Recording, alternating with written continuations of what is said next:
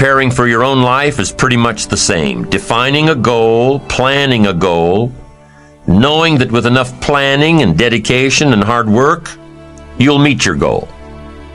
You know that it will be tough for the first few years, but the sacrifice is well worth it. So in the meantime, you've got to be ready for it. You've got to gather up enough knowledge and information to know what's right for you. How do you gather up information? Well, you can start with your own experiences. The best way to know if something works for you the right way is to do it the wrong way. Now, you can't keep doing it the wrong way. You've got to be smart enough to say, hey, this isn't working, and change it. Start doing it the right way.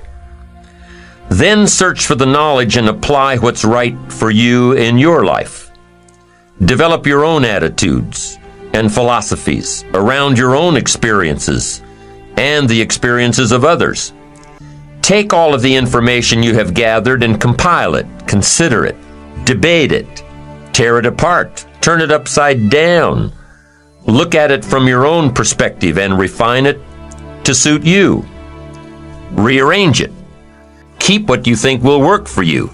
And most importantly, make sure that what you end up doing is the product of your own conclusion. Make sure that the knowledge that you are building is your own self-knowledge. Self-preparation, being ready for the opportunities when they show up in your life.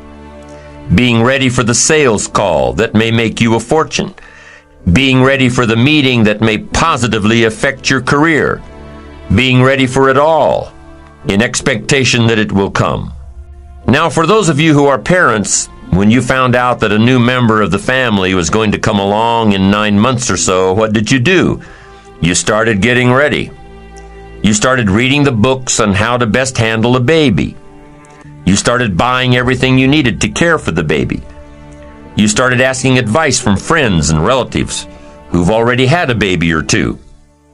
You asked questions, defined your parenting style, got ready for a major change in how you live and the hours you keep, and the financial obligations you have to live up to. You started getting ready. If you wish to be ruler over many, you've got to be faithful with few.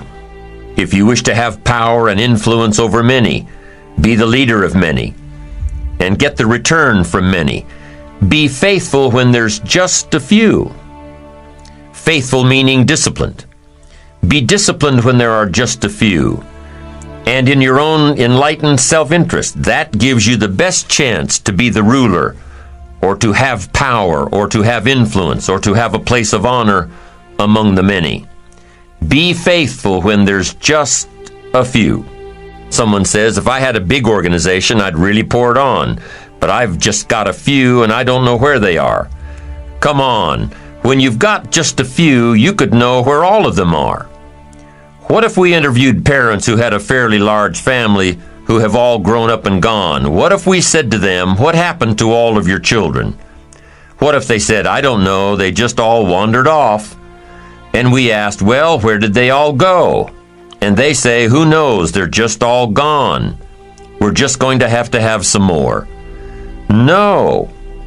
If you've got a few employees, if you've got a few distributors, if you've got a few people, that's the time to sharpen your communication skills of being in touch, getting prepared, giving the most of your heart and soul.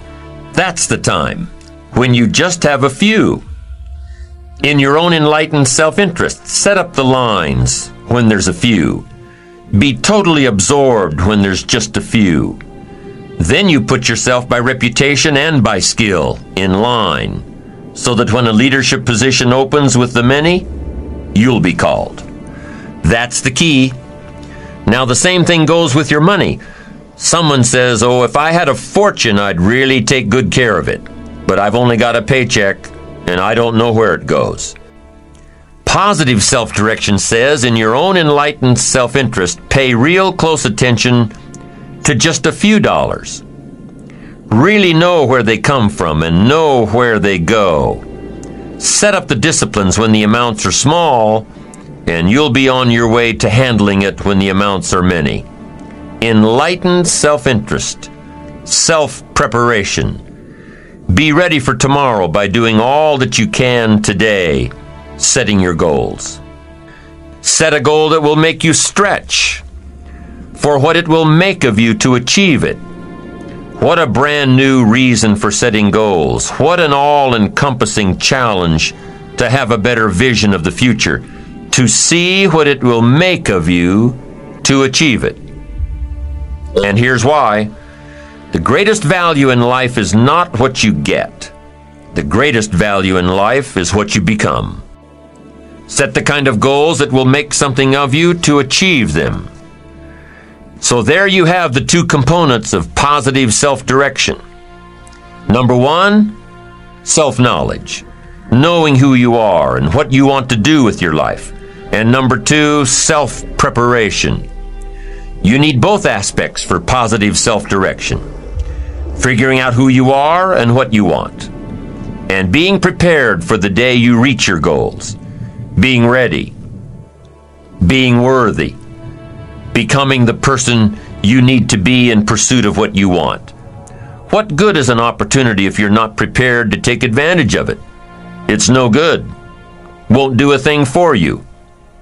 Be prepared.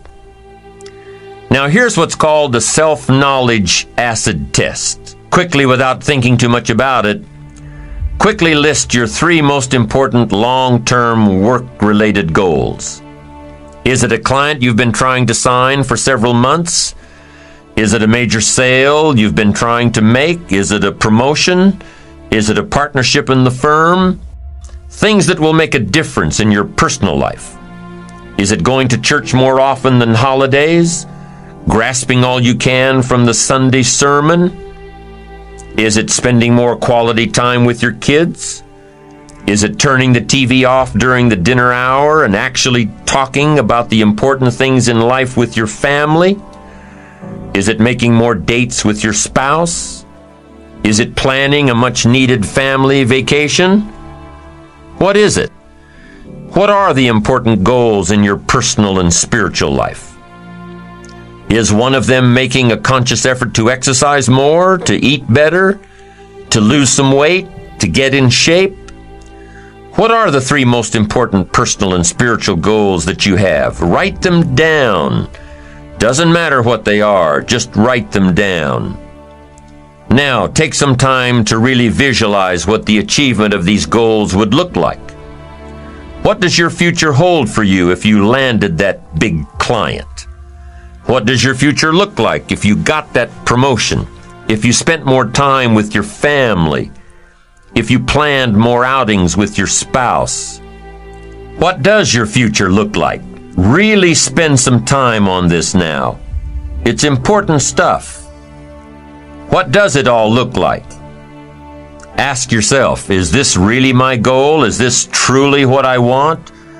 Is it a positive goal? Is it important enough to me to become what it takes to reach this goal? Is it mine? Is it worth it?